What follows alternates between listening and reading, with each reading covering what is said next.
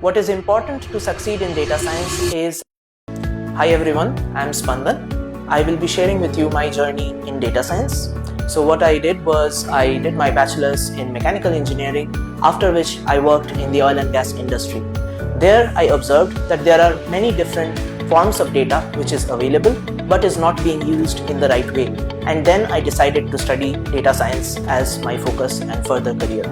So I did a master's in natural language processing and linguistics, and then I worked as a researcher in this field of language technology for a while, after which I focused and I went abroad. I studied more on data science and management, and now I'm working in the industry in Europe, focusing on different use cases in data science, working with data scientists and making impact in the industry. What is important to succeed in data science is a clear understanding of the roadmap ahead, how you should proceed and how you should work on different areas to build your concepts. So a structured approach is very much needed.